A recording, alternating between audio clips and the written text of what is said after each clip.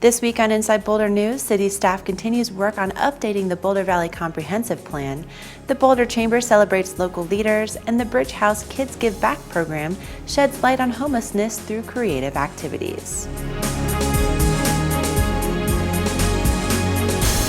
Welcome to Inside Boulder News. I'm Ashley Prill. After a flurry of highly public engagement efforts, the Boulder Valley Comprehensive Plan update process has entered a phase that may seem less transparent, but is every bit as important in terms of producing a positive outcome. As a quick reminder, the Boulder Valley Comprehensive Plan is a vision document that guides everything from land use to policies, transportation, housing, well-being, agriculture, and more. It's updated every 5 years, and the fall and early winter included many opportunities for individuals to provide input about what the city and county should focus on in the upcoming years. Now staff members are working to incorporate all of the great feedback. We did a statistically valid survey that was also available online. Over 1,500 people provided responses to the survey. We also hosted 6 listening sessions throughout the community and had great turnout, really good information that people talked to us about. Right now, we're kind of wrapping up one of the first check-ins with all of the 4 decision-making bodies of the comprehensive plan. So our plan is adopted by our city council, our city planning board, the county commissioners, and the county planning commission. So because it is a jointly adopted plan for a little bit further out than just the city limits, it takes a long time to get through all of those decision makers to check in, make sure we're on the right path.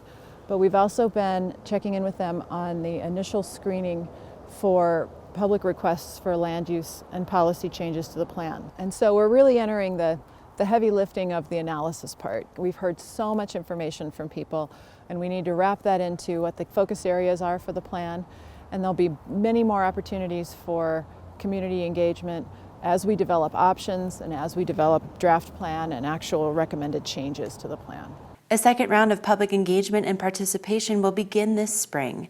To sign up for weekly planning emails or find more information, visit bouldervalleycompplan.net. On March 2nd, the Boulder Chamber will honor 6 business and community leaders who have helped to shape Boulder through their service and innovation.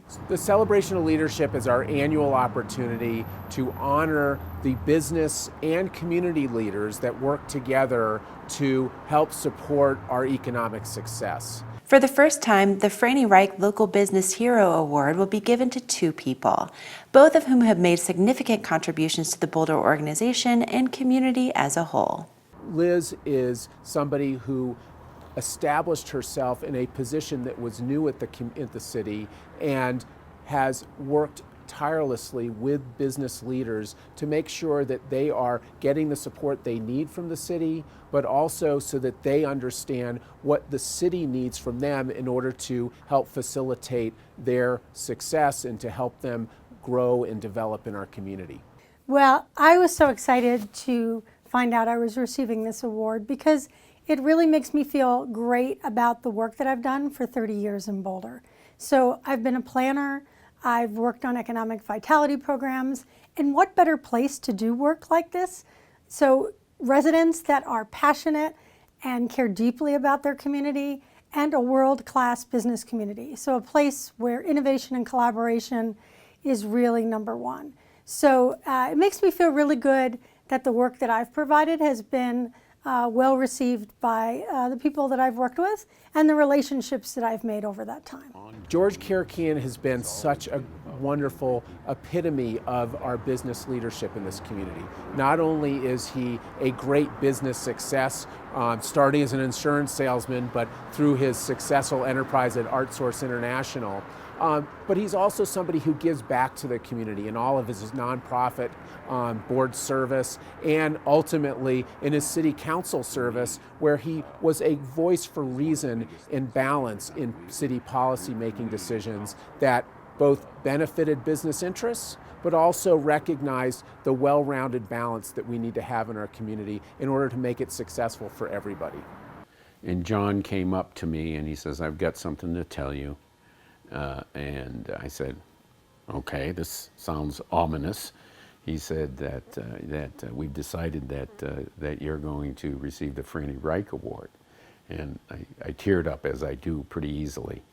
And it was amazing One of the amazing parts about it is I knew Franny. And I used to attend chamber meetings when the chamber building was right across from the city offices on Canyon. The chamber building sat in a big, big lot right across the street from the parking lot on the north side there. And so we used to walk over to chamber meetings there that Franny was leading. So it's very exciting to be receiving an award like that and knowing that I knew the guy and what he did for our community. The 2016 Celebration of Leadership will take place at the newly renovated Dairy Arts Center from 5:30 to 9 p.m. There are still seats available, and to register, visit boulderchamber.com. In 2013, the city began Living Lab pilot projects as part of the new Transportation Master Plan. The Living Lab pilot projects allow the city to test innovative street designs before deciding whether to adopt them permanently. So we've rolled out the Living Lab programs in 2 phases. Phase 1 are more spot-specific or shorter stretches of corridors. And we've selected those locations based on the opportunity of testing treatments, recognizing that it's a pilot and that it might be refined or removed. We have been doing an evaluation for a year or more on an initial set of pilot projects. And we presented that information of the evaluation to our Transportation Advisory Board and to City Council with some suggestions on the next steps. Based on council direction, staff will begin the next steps in early March on University Hill. We're moving forward with refining the University Avenue protected bike lanes. We're going to remove that treatment and replace it with buffered bike lanes. So that means that the parking will go back adjacent to the curb, and then on the driver's side of a parked car would be the bike lane. There'd be a buffer between the bike lane and the travel lane, providing more safety between those 2 users that are traveling along the corridor. Additional materials that detail the next steps for all Phase 1 Living Lab pilot projects can be found at boulderlivinglab.net. The issues of homelessness and poverty can be challenging for all of us, and even more so for children who are still learning how the world works around them. Boulder's Bridge House, a nonprofit that provides opportunities for the homeless and working poor in our community, recognizes this and has developed a unique program that introduces children to these concepts in a safe and understanding way. The program is called Kids Give Back. So the Kids Give Back program was created because I have 2 kids, ages 8 and 10, and some of my coworkers do as well. And we kept getting questions of, how do we introduce our children to this issue? And so a lot of my friends and people I know from my kids' school really wanted a venue to do that. And Kids Give Back provides just that. It's a way for kids to get involved that's in a really just safe and accommodating way. And we're really excited because about 200 families have responded to be part of the program.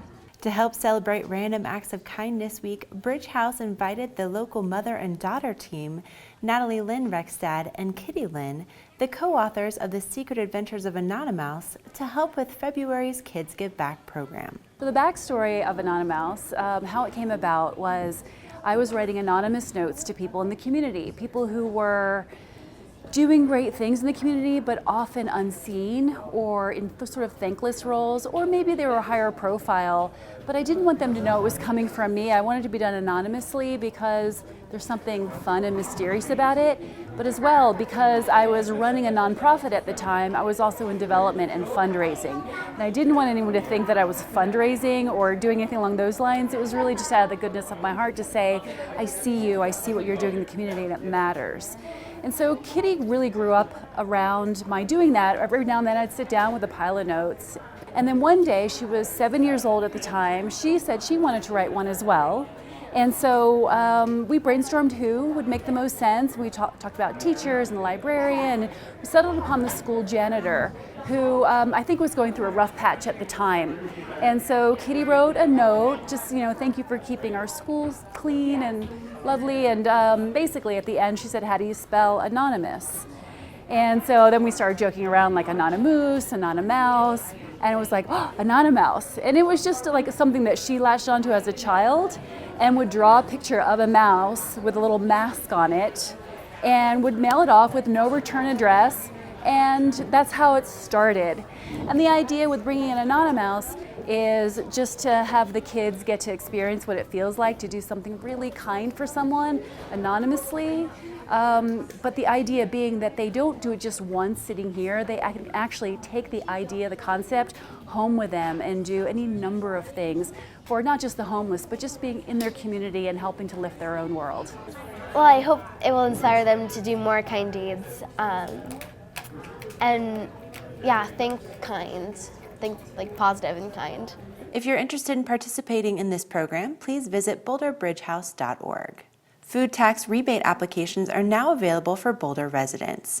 Each year, the City of Boulder provides rebates to help compensate residents with lower incomes for the city sales tax they pay on food. Residents must meet financial eligibility guidelines and have lived in Boulder for the entire 2015 calendar year in order to receive a refund.